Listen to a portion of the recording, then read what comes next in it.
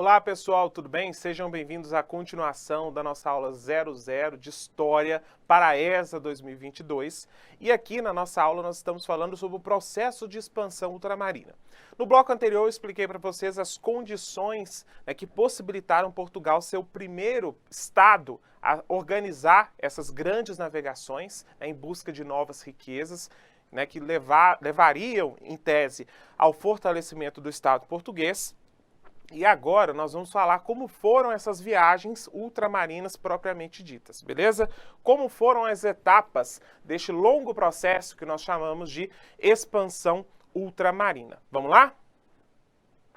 Bom, o marco inicial, dessa expansão é a ocupação da cidade de Ceuta em 1415, certo? Nós temos que lembrar sempre que quem está à frente do poder é a dinastia de Avis, mais especificamente o rei Dom João I, que é aquele que a gente diz que é o mestre de Avis lá no bloco anterior, Ele foi coroado como Dom João I de Portugal, e ele que vai, ele e seus filhos, que vão organizar essa primeira viagem, que é a ocupação da cidade de Ceuta. O que é Ceuta? Ceuta é uma cidade que está no Marrocos. Então, basicamente, nós estamos falando de sair da Península Ibérica, atravessar o Estreito de Gibraltar, que é a região que separa, é o pequeno estreito mesmo, que separa o Oceano Atlântico do Mar Mediterrâneo, e desembarcar nessa cidade portuária, na região do atual Marrocos, tá certo? É bem próximo, assim, não sei se você já foi ou conhece alguém aí que já foi a Portugal, tem muita gente que aproveita e até vai visitar o Marrocos, porque não é tão longe assim não. Quem me dera ser uma dessas pessoas, Mas de todo modo, esse processo de expansão, em 1315, ele levou, no final das contas, a tomada da cidade de Ceuta, beleza? E aí, a partir dessa tomada, o que nós observamos aqui? A ocupação de uma região que, em tese, possuía um entreposto comercial importante. Eles pensaram, bom, aqui circulam grandes reservas de ouro, que saem da região subsaariana e são distribuídas para a Europa. Eles pensaram que, dominando Ceuta, eles iam ter controles sobre rotas de circulação do ouro, rotas que a gente chama de transsaarianas, beleza? E, ao mesmo tempo, eles também pensaram, bom, tem mercadorias que estão vindo lá do Oriente, sendo trazidas por mercadores árabes aqui do Saara. Então, se a gente dominar esse entreposto, quem sabe a gente não tem acesso direto às especiarias, A gente não precisa nem buscar um caminho alternativo para elas, para obter um preço melhor. Assim que elas chegarem aqui, elas nem vão passar pelos italianos, que atravessam o deserto, E aí eles já têm acesso direto com mercadores muçulmanos. E ao mesmo tempo têm acesso a ouro e uma região importante ali na produção de alguns alimentos, tá certo? Então eles pensaram, bom, essa é uma região ótima para a gente obter riquezas aqui. Só que no final das contas, não foi bem isso que aconteceu, porque assim que os portugueses conseguiram tomar aquela região, ela foi retirada da rota de circulação de ouro ali na África. Então, eles conseguiram tomar a cidade, mas não conseguiram ter acesso ao ouro que até então circulava ali. Também não foi uma empreitada que trouxe grandes benefícios, porque ali ocorreu uma resistência muito grande a esse processo de ocupação. Então, eles gastavam muito para manter o domínio sobre Ceuta. E, no final das contas, não compensou tanto assim. Diante disso, ocorreram novos esforços em anos posteriores aqui, por parte dos portugueses. E que esforços foram esses? Em 1434, nós tivemos Juanes, que foi o primeiro navegador a cruzar o chamado Cabo Bojador, que era o conhecido Cabo do Medo. O que é isso? Cabo Bojador, era uma região que até então era tida como uma região perigosa, desconhecida, não se sabia o que havia além dessa região, porque ali dizia-se que tinha um nevoeiro, que poderia ter um abismo, não se sabia exatamente, só se dizia que quem ia não voltava nunca mais. Só que, na verdade, assim que o Juanes atravessou essa região, o que se observou, no final das contas, é que esse medo, esse medo, né, de atravessar essa região, era muito mais uma mentalidade religiosa, uma mentalidade medieval, de que ali poderia haver o fim do mundo, de que ali era habitado por criaturas marinhas, né, que destruíam as embarcações, porque não havia grandes obstáculos geográficos assim, no final das contas, que impedissem a circulação de embarcações portuguesas nessa região chamada de Cabo Bojador, beleza? Bom, é interessante observar que, a partir daqui, desse momento, Portugal começa a lançar esforços de formação de zonas de influência, né, na costa ocidental da África, que é justamente essa que fica mais ou menos de frente para o Brasil, né? Vamos pensar que o Brasil está aqui, né, o Oceano Atlântico está aqui, a costa ocidental da África está aqui.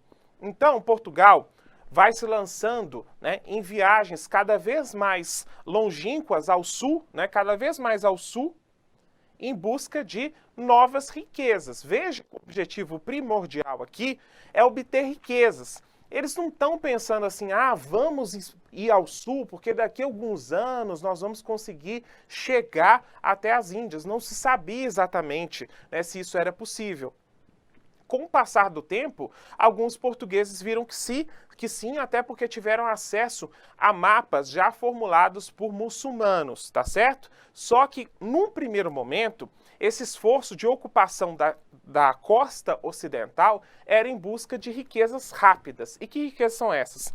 Marfim, o ouro e pimenta, malagueta e outro produto também que são os escravos. Portugal aqui, já no século XV, né, final do século XV, início do século XVI, ele já possui o interesse, né, nesse comércio por escravos aqui, tá certo? Antes mesmo de ocupar o Brasil, ok?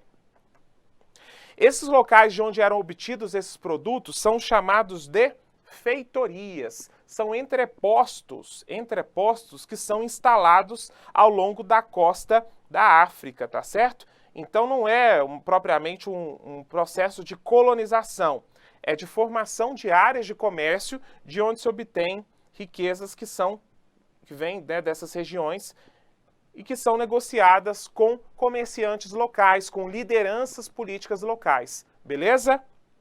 Então, se a gente pensar em Angola, se a gente pensar na região da Costa da Mina, né, nesse vãozinho aqui, que é chamado de Costa dos Escravos depois, Costa do Ouro, né, recebe esses nomes, né, toda essa regiãozinha aqui.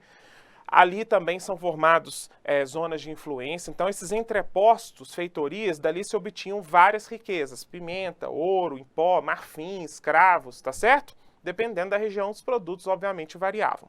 Tranquilo? Com o passar do tempo, essas viagens, né, que vão levando cada vez mais ao sul, no total, e que no final das contas, algum tempo depois, levaram à formação, né, de uma rota direta para as especiarias, esse conjunto de viagens ficou conhecido como périplo africano. Eu preciso que você saiba isso daqui, tá bom? Então, se eu te perguntar o que é o périplo africano, você vai pensar que é a soma de todas as viagens ultramarinas. É o processo que leva à formação de um caminho para as Índias, beleza? É isso que eu preciso que você saiba. Tranquilo? Voltando aqui então.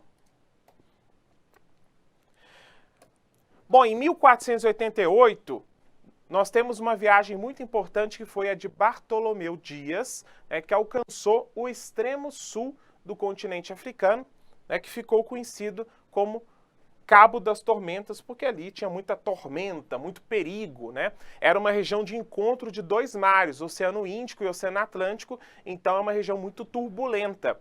E aí, diante disso, ele fala, olha, chegamos aqui ao Cabo das Tormentas, é perigoso as embarcações aqui, né, um mar muito agitado, né, na região próxima ali da África do Sul.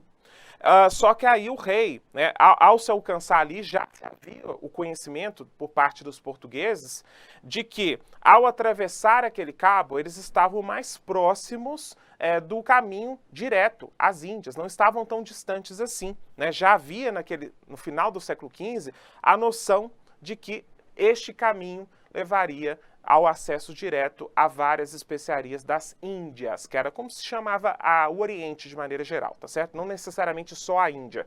Bom, quando Bartolomeu Dias consegue alcançar essa região, né, ele resolve o rei de Portugal, Dom João II, resolve rebatizar essa região, dando o nome de Cabo da Boa Esperança. Afinal de contas, aquilo gerava uma expectativa grande de que agora os portugueses conseguiriam acesso direto às riquezas das Índias. Não precisava comprar de mercador italiano, não precisava comprar de mercador árabe. Agora, se quisesse obter porcelana da China, se quisesse ter produtos, né, da Índia mesmo, né, da Península Indiana, você tinha acesso direto a essas regiões, né, passando por essa rota que a gente chama de périplo africano, beleza? Bom, em 1498, o Vasco da Gama consegue contornar todo o continente africano e alcançar a cidade de Calicut, na Índia. Então foi a primeira expedição portuguesa que consegue concluir o périplo africano, ou seja, que de fato sai de Portugal e alcança as Índias, né? E aí com isso a gente encerra aqui a conclusão desse trajeto. É interessante a gente mencionar, né, que entre a viagem de Bartolomeu Dias e a de Vasco da Gama, nós tivemos em 1492 a expedição de Colombo, Cristóvão Colombo. Colombo, pessoal, ele já partiu, né, de uma teoria, de uma concepção diferente da dos portugueses. Os portugueses pensaram, já nesse contexto aqui do Bartolomeu Dias, que se eles promovessem viagens de circunnavegação do continente africano, ou seja, que conseguissem contornar todo o continente, eles conseguiriam acessar as especiarias na região das Índias, diretamente, beleza? Já os espanhóis, né, e principalmente que Colombo, que é um italiano, um genovês, mas está a serviço da coroa espanhola, dos reis de Castela, né, e Aragão, ele pensa que este processo pode ser feito viajando a oeste, cada vez mais a oeste. Ele pensa assim, bom, né, se eu seguir para o ocidente, em algum momento eu vou me deparar com as Índias. Tá certo? Então ele resolve promover uma viagem de circunnavegação do mundo. E ao fazer isso, né, ele se depara, na verdade, com um novo continente, mas ele passa até o final da vida dizendo que ele alcançou as Índias.